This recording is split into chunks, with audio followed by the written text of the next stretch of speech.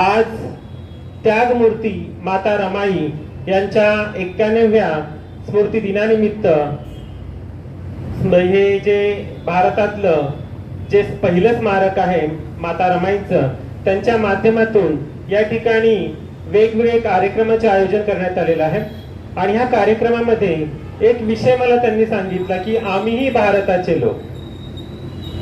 आज परमपूज्य डॉक्टर बाबासाहेब आंबेडकरांनी माणसाला माणूस म्हणून जगण्यासाठी जो 395 कलमाचा महामार्ग दिला संविधानाच्या माध्यमातून, आज संविधानाच्या माध्यमातून गावाबाहेर राहणारा समाजामध्ये ताटमानेने जगू लागला. आज 5-5 मजल्याच्या माडीमध्ये सोनं नाणं घालून चांगले कपडे घालून मिरू लागला. हे फक्त परमपूज्य डॉक्टर बाबासाहेब आंबेडकरांचे पुण्य आहे. आणि वेगवेगळ्या जाती धर्माचे लोक, पंथाचे लोक, लिंगाचे लोक यांना समानतेच्या एका सूत्रामध्ये बांधून ठेवणारा मंत्र म्हणजे संविधान. आणि या संविधानाची सुरुवात होते आम्ही भारताचे लोक. तर आम्ही भारताचे लोक या शब्दाचा जेव्हा आपण उच्चार करतो तेव्हा छाती गर्वाने फुगते, गर्वाने स्वाभिमानाने एक मान ताठ होते. परंतु कधी कधी माझ्या मनामध्ये हे शब्दाचा उच्चार करताना एक शंका येते, एक विचार प्रश्न चिन्ह पडतो की त्या आम्ही भारताचे लोक या शब्दामध्ये मीही आहे का? होय, मीही या शब्दामध्ये आहे. परमपूज्य डॉक्टर बाबासाहेब आंबेडकरांनी जेव्हा संविधान लिहिलं तेव्हा तिथं त्याची सुरुवात आम्ही भारताचे लोक या शब्दांनी केली. त्या ठिकाणी तिथं असं कुठे उल्लेख नव्हता की आम्ही भारताचे स्त्री किंवा आम्ही भारताचे पुरुष किंवा आम्ही भारताचे तृतीयपंथी किंवा पारलिंगी. त्याच्यामध्ये आम्ही भारताचे लोक या शब्दामध्ये मग ते कुठल्याही जाती धर्माचा लिंगाचा व्यक्ती असू दे, स्त्री असू दे, पुरुष असू दे किंवा पारलिंगी समुदाय असू दे, त्या सर्वांचा समावेश या आम्ही भारतीय, या आम्ही भारताचे लोक या शब्दामध्ये होतो. तर परमपूज्य डॉक्टर बाबासाहेब आंबेडकरांनी संविधानाच्या माध्यमातून सर्व लिंगाचे धर्माच्या लोकांना समानतेचा अधिकार दिलेला आहे. परंतु अजून देखील समाज मला स्वीकारत नाहीये. संविधानामध्ये कलम 14 समानतेची सर्वांना समान संधी याचा उल्लेख आहे. परंतु माझ्या बाबतीत ते अजूनपर्यंत कुठं ठरलंच नाही. कलम 15 मध्ये संविधानामध्ये असा उल्लेख आहे की कुणालाही जाती, धर्म, लिंग याच्यावरती भेदभाव करणं ला विरोध करण्यात आलेला आहे. परंतु समाजामध्ये सर्रास माझ्यावरती टीका केली जाते. समाजामध्ये शरीराखालचा म्हणतात ना, छाती खालच्या, कमरेखालच्या भागाच्या नुसार माणसाला जज केलं जातं. संविधानामध्ये कलम 21 आहे. या कलम 21च्या नुसार सर्वांना सन्मानाने जगण्याचा अधिकार दिलेला आहे. परंतु आजही मला सन्मानाने जगता येत नाही. आज तृतीयपंथी म्हणजे पारलिंगी समुदाय, ज्याला आपण हिजडा समुदाय म्हणतो, हा जो हिजडा समुदाय जो आहे हा आज उद्याचा समुदाय नाहीये. याची जी उत्पत्ती आहे कित्येक वर्ष म्हणजे म्हणतात ना इतिहास काळापासून आहे. आज जेव्हा आपण बघतो की रामायण जेव्हा वाचलं जातं त्या रामायणामध्येही आमचा उल्लेख आहे, महाभारतामध्येही आमचा उल्लेख आहे. तर आम्ही आज उद्याचे नाही आहोत. जेव्हा मुघल साम्राज्य भारतामध्ये आले होते त्या काळामध्येही आमचं अस्तित्व होतं. मुघल साम्राज्यामध्ये जेव्हा सार वसूल करणं म्हणजे जमिनीचा जो सार असतो तो वसूल करण्याची जबाबदारी आमच्यावर होती. त्याच प्रकारे त्या काळामध्ये जे जनन म्हणजे खाणे असायचे महिलांचे, तर त्या ठिकाणी त्या महिलांच्या देखरेख करण्याचं काम आमच्यावरती होतं. म्हणजे त्या ठिकाणी त्यांचं असं होतं की शरीर तर पुरुषाचं आहे पण मन स्त्रीचं आहे. म्हणजे शरीराने ह्यांच्या महिलांची म्हणजे संरक्षण करण्याची जबाबदारी आमच्यावरती होती. आणि मन स्त्रीचं असल्यामुळं, ती भावना म्हणजे स्त्रियांच्या असल्यामुळं ह्यांच्या ज्या महिला आहेत त्या आमच्यामुळे सुरक्षित राहायच्या. तर ह्या महिलांचं संरक्षण करण्याची जबाबदारी आमच्यावर होती. तर समाजामध्ये त्या काळामध्ये शिखंडी नावाचा राजा होता. त्या राजाला समाजामध्ये त्या काळात म्हणजे इतिहासामध्ये तो शिखंडी नावाचा राजा जो होता तो त्या काळात त्याला राजाची पदवी देण्यात आली होती. म्हणजे तो त्या काळात राजा होता. परंतु वास्तव्याने जसं कालांतराने जसं म्हणजे वेळ निघून गेला, त्यानंतर स्त्री, पुरुष आणि तृतीयपंथी असं वेगळं वर्णभेद निर्माण झाला, असं लिंगभेद निर्माण झालं. आणि त्या पितृसत्ताक समाज व्यवस्थेमध्ये जिथं स्त्री आणि पुरुष ही समानता नव्हती, तिथं माझ्यासारखी विशेष जी स्त्री होती तिला कोणी समाजामध्ये स्थान दिलं जात नव्हतं. आज आमचा जो समाज आहे तो काही आभाळातून आलेला नाही. आमचाही जन्म तुमच्यासारख्या स्त्रिया पुरुषांच्या द्वारे झालेला असतो. जेव्हा आमचा जन्म होतो त्यावेळेस घरामध्ये सर्व ठिकाणी गाजावाजा असतो, आनंदोत्सव साजरा केला जातो. परंतु जसजसं आमच्या वागण्यामध्ये वेगळापणा दिसावा लागतो तसतसं लोकांचा बघण्याचा दृष्टिकोन आमच्याकडं वेगळा होत जातो. ज्या ठिकाणी प्रेम असतं त्या ठिकाणी अवहेलना, तिरस्कार निर्माण होतो. कुटुंबामध्ये जेव्हा आमचं वेगळेपण कळतं तेव्हा घरामध्ये कुजबूज सुरू होते. जेव्हा घरामध्ये कुजबूज सुरू होते तर जेव्हा आम्ही रस्त्यावर फिरतो तर रस्त्यावरती हसूचं कारण बनतो. आणि रस्त्यावरतीच्या हसूचं कारणानंतर जेव्हा आम्ही शिक्षण घेण्यासाठी शाळेत जातो तर त्या ठिकाणी टिंगलचं म्हणजे कारण आम्ही बनतो. तुम्ही विचार करा, आपण म्हणतो की आईची माया ही सर्व लेकरांवरती समान असते, बरोबर? तिची माया सगळ्या लेकरांसारखी समान असते. मग तिचं लेकरू काळा असेल, ते व्यंगात्मक जरी असेल किंवा दिव्यांग जरी असेल तर ते तिचं लेकरू असतं. ती एवढंच नव्हे तर ती एखाद्या जनावर जरी पाळलं घरामध्ये त्या कुत्र्यालाही ती म्हणते माझं बाळ. परंतु ही जी आईची माया आहे ती आमच्या बाबतीत मात्र ती आटते, तिला कुठेतरी पाना फुटत नाही. म्हणजे तुम्ही विचार करा, समाजामध्ये समाज तर दूर परंतु घरामधूनच आमचं तिरस्काराची भावना निर्माण होते. मग हा तिरस्कार सहन करून जेव्हा आम्ही जगतो, अपमानाचे घोट प्रत्येक क्षणोक्षणी स्वीकारून जेव्हा आम्ही जगतो तेव्हा कुठे ना कुठे एक उमेद असते, कुठे ना ते जगण्याची हे असते. आणि तेव्हा ते आज म्हणजे बाबतीत संविधान, त्या संविधानाची कास धरून समानतेचा न्याय मिळवण्याच्या अधिकाराच्या जोरावरती प्रगतशील होऊन ते त्या पादत्राण करून आम्ही पुढे जाण्याचा प्रयत्न करतो. परंतु शिक्षणाच्या ठिकाणी आम्हाला अवहेलना केली जाते. शिक्षण घेऊन जर आम्ही एका मोठ्या पदावरती जाण्याचा प्रयत्न केला तर रोजगार जिथं आम्ही काम करतो त्या कामाच्या ठिकाणीही आम्हाला अपमानात्मक वागणूक दिली जाते. एवढंच नव्हे तर आपल्या कर्तृत्वाच्या जोरावरती जर आपलं अस्तित्व निर्माण करून कला क्षेत्र असेल किंवा कुठल्याही क्षेत्रामध्ये जर आम्ही आपलं नाव लौकिक करण्याचा प्रयत्न जरी करत असलो तर त्या ठिकाणीही आम्हाला तुझ्या भावाची भावना दिली जाते, तिकडेही आमची अवहेलना हेटाळणी केली जाते. आज सर्वांना लाली लिपस्टिक लावलेले, भडक मेकअप केलेले चेहरे सर्वांना दिसतात, परंतु त्या चेहऱ्यामागे किती दुःख, वेदना, अपमान, तिरस्कार, अवहेलना आहे हे लोक जाणून घेण्याची प्रयत्न करत नाही. मंदिराच्या बाहेर जर आम्ही दिसलो तर देवीचं रूप म्हणून समजून आवर्जून आमच्या पाया पडले जातात, परंतु सार्वजनिक ठिकाणी एखाद्या बसमध्ये किंवा ट्रेनमध्ये आम्ही दिसलो तर आमच्याकडे बघून नाकतोंड मोडलं जातं. तर तुम्ही विचार करा की किती मोठी ही शोकांतिका आहे. आज समाजामध्ये धार्मिक किंवा सांस्कृतिक दृश्यता म्हणून आमचा सर्रास वापर केला जातो, धार्मिक प्रदर्शनासाठी आमचा वापर केला जातो. परंतु जेव्हा आम्ही आमच्या हक्काची मागणी करतो तेव्हा हा समाज आम्हाला दूर लोटण्याचा प्रयत्न करतो. आज नुकतंच जेव्हा महानगरपालिकेमध्ये स्वीकृत नगरसेवकांची निवडणूक करण्याचं हे केलं होतं तर त्या स्वीकृत नगरसेवकांच्या नियुक्तीमध्ये आमच्या तृतीयपंथी समुदायातील व्यक्तीचाही तिथं एक नेमणूक व्हावी यासाठी मी संघर्ष केला, त्यासाठी मी निवेदन दिले.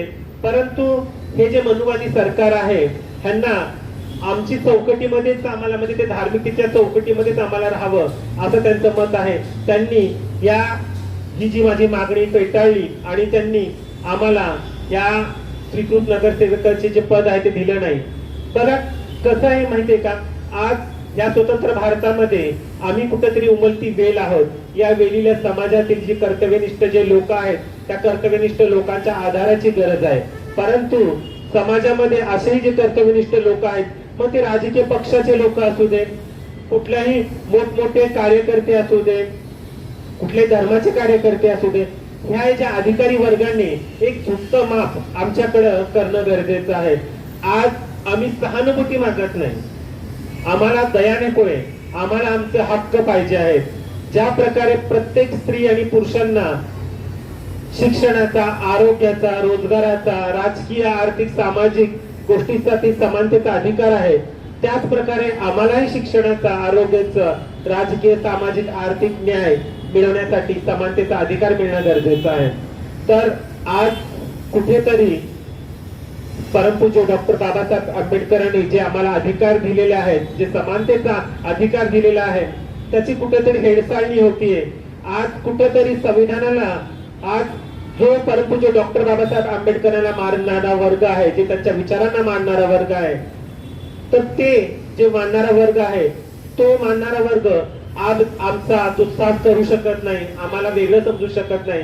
कारण की परमपूज्य डॉक्टर बाबासाहेब आंबेडकरांची विचारसरणी म्हणजे काय आहे की संविधानामध्ये स्वातंत्र्य, समता, न्याय, बंधुता हे सर्व जे संविधानिक मूल्य आहे, ते संविधानिक मूल्यावरती हे संविधान चालले. आज भारतीय उद्देशिकाचं जे आपण वाचन करतो, त्या ठिकाणी हे वाचन करताना आपण म्हणतो की याच्यामध्ये सर्वांना समान संधी आहे, सर्वांना समान आर्थिक समानता आहे, परंतु आमच्या बाबतीत अजूनपर्यंत ते कुठेतरी नाही आहे.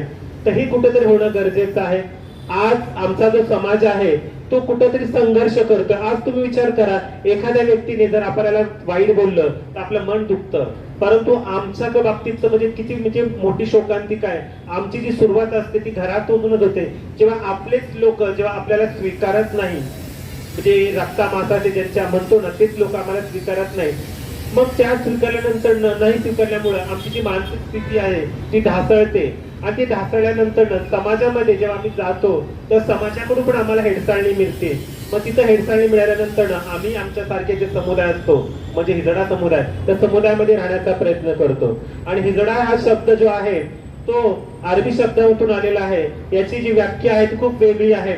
म्हणजे समाजाची जी चौकट आहे त्या चौकटीला लाथाडून स्वतःचं अस्तित्व निर्माण करणारा समाज म्हणजे हिजडा समाज. आज समाजाने म्हणजे जी बंधने लादली होती की म्हणजे एखाद्या स्त्रीने स्त्रीसारखंच वागायचं, एखाद्या पुरुषाने पुरुषासारखंच वागायचं, एखाद्या पुरुषाने पुरुषाचेच कपडे घालायचे, एखाद्या पुरुषाने जीवन संयोगी म्हणजे जीवन म्हणतात ना, तिच्यासोबत आपण प्रेम म्हणा किंवा विवाह करायचा असेल तर एखाद्या स्त्रीचा तो त्यांनी हे करायला पाहिजे. तर जे बंधनं समाजाने माझ्यावरती लादले ते सर्व बंधनं तोडून मी स्वतःच वेगळं अस्तित्व हे केलेलं आहे. जेव्हा समाजाने म्हटलं की तू अशी का वागते, तर मी स्वतःचं अस्तित्व जपण्याचा म्हणजे प्रयत्न करते. कारण की संविधानामध्ये अभिव्यक्ती स्वातंत्र्य सर्वांना दिलेलं आहे. आज त्या अभिव्यक्ती स्वातंत्र्याच्या जोरावरती मी माझं अस्तित्व समाजापुढे नेण्याचा प्रयत्न करते. समाजाने जेव्हा मला म्हटलं की तू स्त्रीचे कपडे घालायचे नाही, तर मी स्त्रीचे कपडे घातले. समाजाने मला जेव्हा म्हटलं की तू जीवन साथी म्हणून एक पुरुषाचं स्वप्न पाहायचं नाही, परंतु तुम्ही जीवनसाथी म्हणून पुरुषाचं स्वप्न पाहिलं. समाजाने मला म्हटलं की तू असं वागायचं नाही, तू तसं वागायचं नाही, परंतु तुम्ही समाजाचे सगळे जे रूढी परंपरा आहे ते सगळे दुष्काळलं आणि स्वतःचं अस्तित्व निर्माण केलं. आज आपण बघतो की जेव्हा एखादा मुलगा जन्माला येतो तर तेव्हापासून आपण त्याच्या जन्माच्या येण्याच्या अगोदर जेव्हा पोट मोठं असतं आपण म्हणतो की हिला मुलगी होणार, जेव्हा पोट बारीक असतं गर्भाशयामध्ये बरं का, तर आपण म्हणतो हिला मुलगी होणार. म्हणजे ही जी मानसिकता आहे, म्हणजे एखादा लेकरू जन्माला येण्याच्या अगोदर पासून लोकांमध्ये पेरणी झाली जाते. आणि जेव्हा तेव्हा लेकरू येतं तर तो लेकरू असं म्हणत नाही की मला हे कपडे द्या, परंतु मुलगा झाला तर त्याला नेमकं ब्लू कपडे, निळे कपडे सर्रास आणले जातात. मुलगी झाली की तिला पिंक कपडे, मुलगी झाली की तिला भावली, मुलगा झाला की तिला नाही का, मुलगा झाला की त्याला बंदूक. म्हणजे हे जे सगळे गोष्टी आहे आपण म्हणजे त्या लेकरावरती बंधन करत असतो. परंतु तुम्ही विचार करा की एक तृतीयपंथी म्हणून जन्माला यायचं किंवा स्त्री म्हणून जन्माला यायचं की पुरुष म्हणून जन्माला यायचं, याची निवड ते जन्माला येणारं बाळ करत नसतं. मग ते जे निवड ते जन्माला येणारं बाळ करत नसेल, पण तुम्ही आम्ही कोण होतो ते जन्माला आलेल्या बाळाला लाथाडणारं, न स्वीकारणारं. जर समाजामध्ये असं जेव्हा एक उमलती कळी असते, तृतीयपंथी म्हणजे डायरेक्टली जन्माने तृतीयपंथी म्हणून असं काही वेगळं व्यक्तिगत येत नाही, परंतु कालांतराने त्या बाळामध्ये बदल होतो. जेव्हा एक उमलती कळी असते त्या कळीला जेव्हा म्हणजे ती बंदिस्त असते तेव्हा तिला तिच्या रंगातच म्हणजे जाणीव नसते की ती लाल कलरची असते की पांढरी की पिवळी, परंतु जेव्हा ती वयात येते ती जेव्हा ती फुलते तेव्हा तिला कळतं की ती कुठल्या कलर रंगाची आहे. तर अशा प्रकारे जेव्हा आम्ही समाजामध्ये जन्माला येतो, आमचं अस्तित्व स्वीकारतो, तेव्हा आमचे लोक आम्हाला लाथाडतात. आज आमचे जे लोक आहेत ते वेगवेगळ्या ठिकाणी शिक्षण घेत आहेत. कुणी डॉक्टर आहेत, इंजिनियर आहेत, वकील आहेत, मोठमोठे पदावर तिथे काम करत आहेत. तर आज जेव्हा आमचे लोक शिक्षण घेतात, आमचे लोक जेव्हा शिक्षण घेतात ते स्वतःसाठी शिक्षण घेत नाही, ते शिक्षण तेव्हा घेतात हे जे लोकांची जी मानसिकता आहे, जी विचारसरणी आहे ती बदलण्याचा ते प्रयत्न करतात. जी म्हणतात की संकुचित दृष्टिकोन आहेत, मनुवादी जी मानसिकता आहे, जी पितृसत्ताक मानसिकतेची दय आहे ती बदलण्याचा प्रयत्न आम्ही करतोय. आणि आज आपल्या अस्तित्वाची लढाई लढून समाजामध्ये आपलं एक वेगळं वलय निर्माण करण्याचा माझा समाज प्रयत्न करत आहे. 2014चा जो ट्रान्सजेंडर म्हणजे नाही का, जो सर्वोच्च न्यायालयाने जो निकाल दिलेला आहे त्यानुसार तृतीयपंथी समुदाय ही एक वेगळं जेंडर म्हणून आहे असं निकष देण्यात आलेला आहे. आणि आज तृतीयपंथी समुदाय हा समाजाचा अविभाज्य भाग आहे.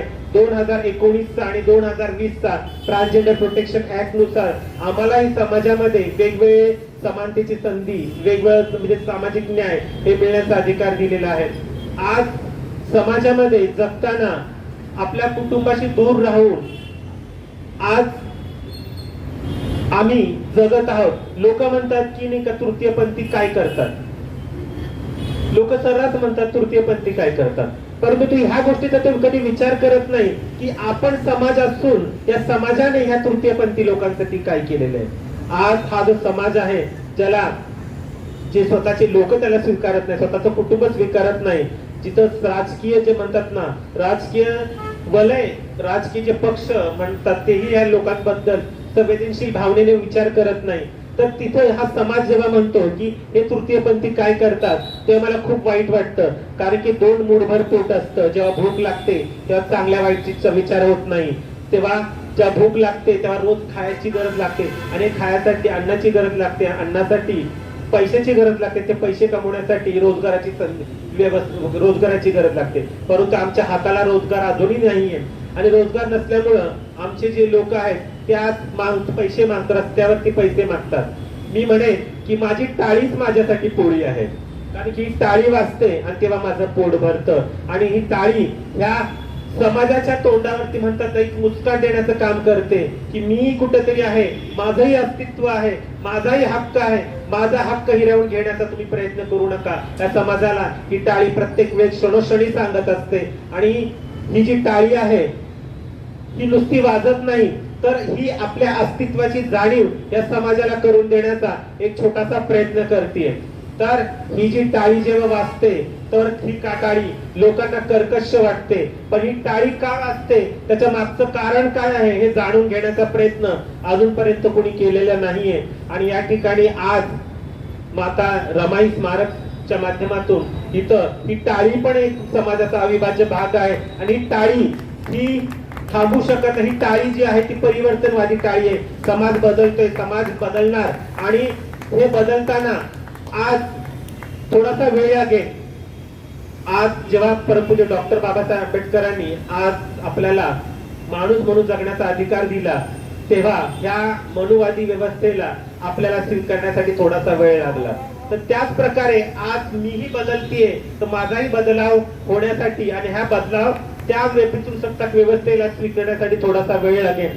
आज आपल्या अस्तित्वाची लढाई लढून समाजामध्ये एक वेगळं वलय निर्माण करण्याचा मी प्रयत्न करतेय. तृतीयपंथी म्हणतात ना, मी माझ्याबद्दल थोडक्यात एक तुम्हाला शब्दांमध्ये सांगेन. एक पुरुषी शरीरामध्ये एक स्त्री तत्वाचं अस्तित्व आणि एक स्त्रीचं मन म्हणजे मी.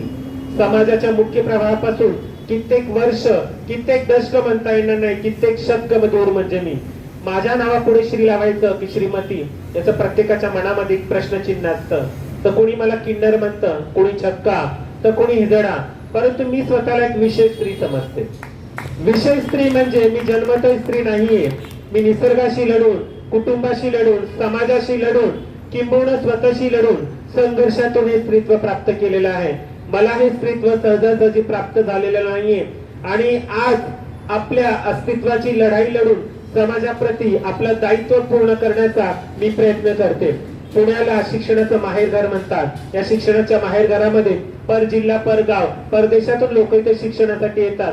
परंतु काही मुलं जे रस्त्यावरती भीक मागतात, भिक्षा मागतात, सिग्नलवरती पैसे मागतात, तर अशा मुलांना शिकवण्याचं मी काम करते. पुण्यामध्ये 6 ठिकाणी माझ्या फुटपाथ शाळा चालतात. जे मुलं शाळेत जाऊ शकत नाही त्यांच्यासाठी शाळाच मी फुटपाथवरची शाळा मी निर्माण केलेली आहे. आज आपण आपल्या घरामध्ये पंचपक्वान्न खातो, परंतु काही मुलं जे आहेत जे रोडवरती ते कुपोषित आहेत, त्यांना योग्य आहार मिळत नाही. तर अशा लेकरांना आहार देण्याचं काम मी करते. रोजचं माझं 50 लिटर दूध या मुलांसाठी असतं. ससून रुग्णालय या ठिकाणी आपण बघतो की गरीब लोक ज्यांची आर्थिक परिस्थिती बिकट आहे ते लोक इथं उपचार घेण्यासाठी येतात. तर अशा पेशंटच्या नातेवाईकांची जेवणाची हाल होऊ नये यासाठी माझं तिथं अन्नछत्र असतं. तृतीयपंथी दिव्यांग बांधव देह विक्री करणाऱ्या महिलांसाठी मी काम करते. दिव्यांग बांधवांना कोंबड्या, व्हीलचेअर, कृत्रिम हातपाय बसून देण्याचं मी काम करते. त्याच प्रकारे तृतीयपंथी बांधवांसाठी मी काम करते. तृतीयपंथी बांधवांसाठी भारतातलं पहिलं सार्वजनिक ठिकाणाचं जे शौचालय आहे ते 3 वर्ष पाठपुरावा करून मी बांधून घेतलेलं आहे. तृतीयपंथी समुदायाला समाजामध्ये न्याय मिळावा चांगल्या प्रकारे, त्यासाठी ट्रान्सजेंडर प्रोटेक्शन जे सेल आहे, जे 2023चा जो GR आहे समाज कल्याणचा, त्याच्या माध्यमातून निर्देश देण्यात आला होता. परंतु मनुवादी सरकार म्हणतात ना, पितृसत्ताक व्यवस्था आजही माझं अस्तित्व मान्य करत नाही. हा जो GR जो होता तो सर्वसामान्य स्त्रिया आणि पुरुषांसाठी असला असता तर लगेच त्याचा अंमलबजावणी झाली असती. परंतु तो जो GR होता तो माझ्यासारख्या तृतीयपंथी एक हिजडा व्यक्तींसाठी होता. म्हणून समाज आणि हे जे पोलीस प्रशासन त्याच्या बाबतीत दुर्लक्षित करत होतं. तर त्यांच्या पाठपुरावा करून बन गार्डन पोलीस स्टेशन मध्ये भारतातलं पहिलं ट्रान्सजेंडर प्रोटेक्शन सेल मी कार्यान्वित करून घेतलेलं आहे. त्याच प्रकारे तृतीयपंथीयांसाठी मी वेगवेगळे जे म्हणजे माझा जो पारलिंगी समुदाय आहे त्याचे एकत्रित सर्वांगीण विकास कसा व्हावा त्यासाठी मी नेहमी प्रयत्नशील असते. मी जे मुलं शाळेची फीस भरू शकत नाही त्यांची शाळेची फीस भरण्याचं मी काम करते. आता मी म्हटलं की माझी वाजणारी टाळी कानाला कर्कश वाटते, या टाळीच्या जोरावरती आतापर्यंत मी 137 मुलांचे शाळेची फीस मी भरलेली आहे. लोक म्हणतात की तृतीयपंथी काम करत नाही, परंतु 196 लोकांना व्यवसाय मी टाकून दिलेले आहेत. कुणाला टपऱ्या टाकून दिलेल्या आहेत, कुणाला हातगाड्या दिल्या आहेत, कुणाला भाजीपाल्याचा व्यवसाय टाकून दिलेला आहे. माझा एक उपक्रम आहे, जे लोक फुटपाथ वरती राहतात, भीक मागतात आणि त्यांना असं वाटतं की मला भीक मागायची नाहीये, मला व्यवसाय करायचा, म्हणजे स्वतःच्या पायावरती उभं राहायचंय, तर अशा लोकांना व्यवसाय टाकून आपण 6 महिने त्यांना घर भाड्याने देत असतो, 6 महिन्याचं राशन त्यांना देत असतो आणि त्यांना व्यवसाय वगैरे टाकून देत असतो. 6 महिन्यानंतर ते त्यांचा व्यवसाय ते करू शकतात. मासिक पाळी हे निसर्गाने एखाद्या स्त्रीला आई बनण्यासाठी दिलेलं वरदान आहे, परंतु बहुसंख्य लोकांमध्ये त्याच्या बाबतीत गैरसमज आहे. तो गैरसमज दूर करण्याचा मी प्रयत्न करते. ज्या महिला मासिक पाळीच्या दरम्यान सॅनिटरी पॅड विकत घेऊ शकत नाही, फुटपाथवरती राहणाऱ्या महिला, त्यांना सॅनिटरी पॅड देण्याचं मी काम करते. मासिक पाळीच्या दरम्यान कुठल्या म्हणजे प्रिकॉशन घ्यायच्यात, कुठल्या गोष्टी अवॉइड करायच्यात हे मी त्यांना सांगते. त्याच प्रकारे मी महिला सक्षमीकरणासाठी काम करते. मी HIV बाधित लोकांसाठी काम करते. त्याच प्रकारे मी व्यसन मुक्तीसाठी काम करते. आज तुम्ही विचार करा की तुम्ही म्हणताल की आम्रपाली तुम्ही सगळ्यांसाठी काम करता. होय, मी तृतीयपंथी आहे म्हणून मी फक्त तृतीयपंथीयांसाठी काम करत नाही, मी वेदनांसाठी काम करते. वेदना असतात, मग ते स्त्री पुरुष तृतीयपंथी किंबहुना प्राणी मात्रांच्या सर्वांच्या समान असतात. तर त्या वेदनांवरती, त्या जखमांवरती मरहम बनण्याचा मी माझ्या प्रयत्नाने एक छोटासा प्रयत्न करते. आज परमपूज्य डॉक्टर बाबासाहेब आंबेडकरांनी जे संविधानाच्या माध्यमातून मला जो अधिकार दिलेला आहे त्या अधिकाराच्या जोरावरती मी हे काम करते. आज ह्या भारतामध्ये अनेक साहित्य लिहिले गेले, अनेक पुस्तकं लिहिले गेले. या पुस्तकांमध्ये मला देवीचं रूप दिलं गेलं, परंतु माझ्या बाबांच्या म्हणजे माझ्या परमपूज्य डॉक्टर बाबासाहेब आंबेडकरांनी संविधानाच्या माध्यमातून मला माणूस म्हणून माणुसाचा अधिकार देण्यात आलेला आहे. तर या ठिकाणी आपण संविधानाच्या माध्यमात संविधान किती महत्वाचं आहे.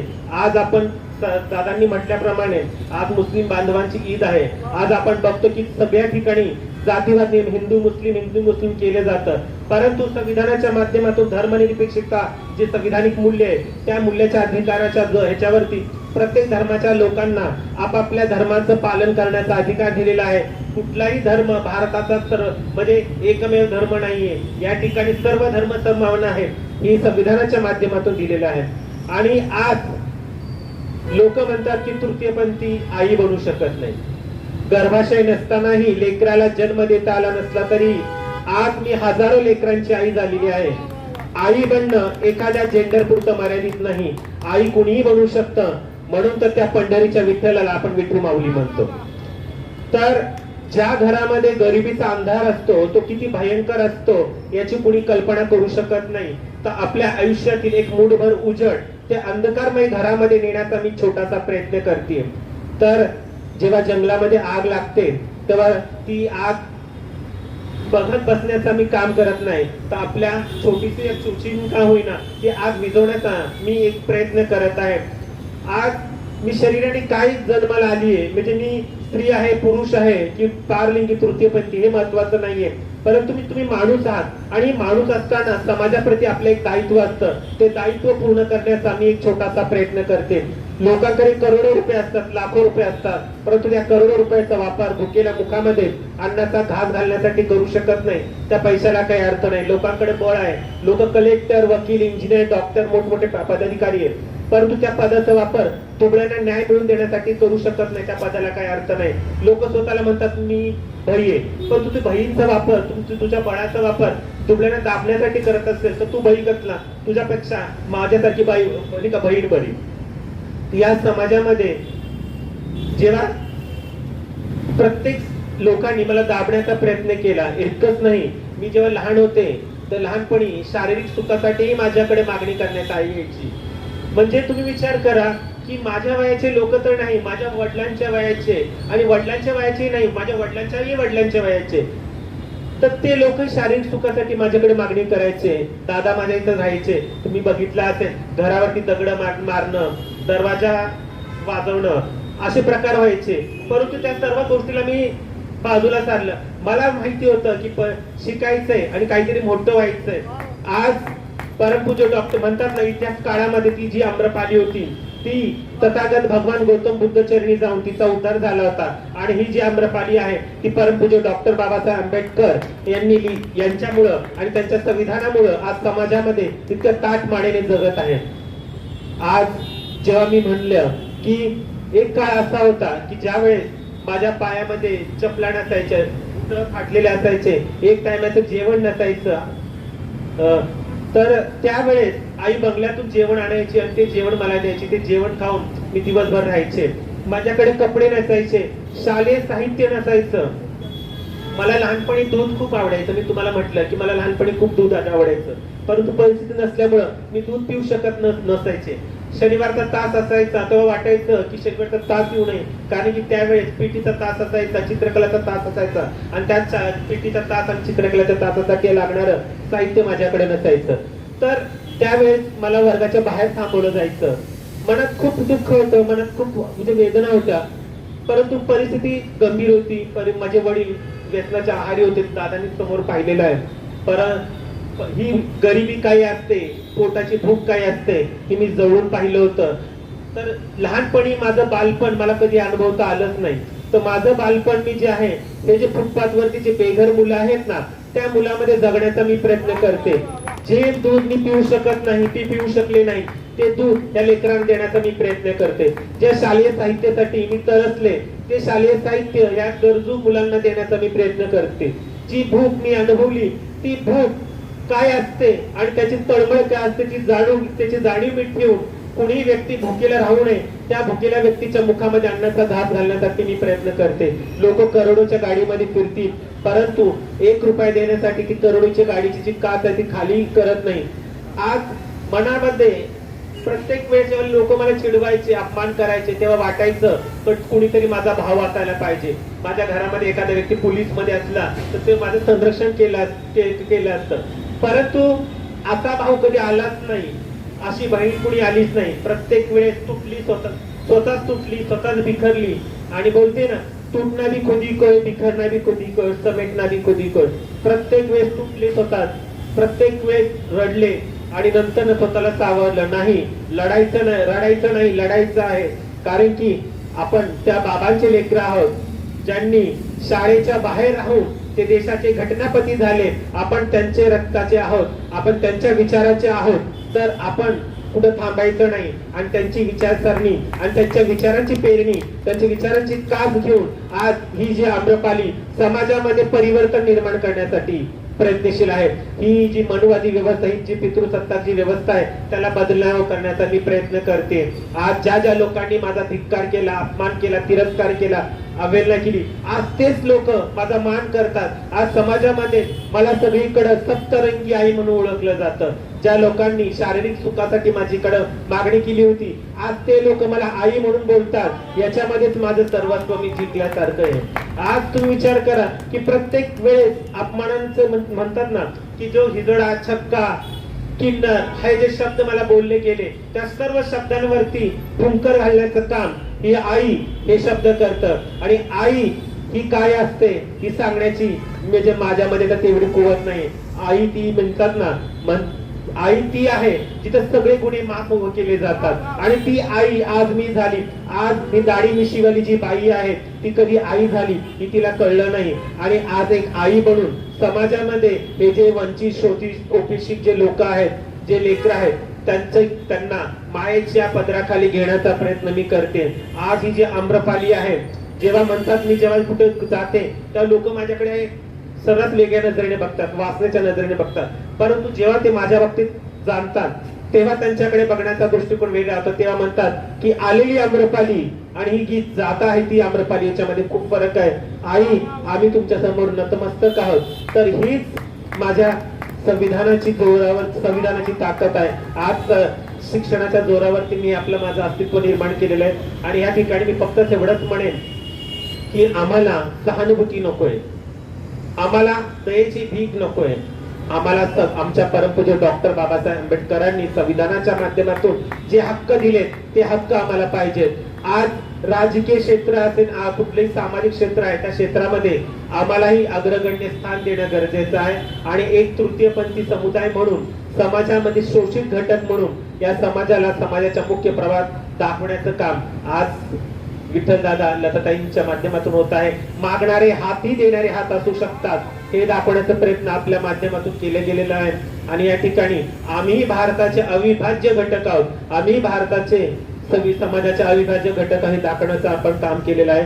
आणि आज फक्त एवढंच म्हणेन की मरावे शरीराने, उरावे कर्माने. हे शरीर आहे नाशवंत, कार्य करू अनंत, एकमेका सहाय्य करू.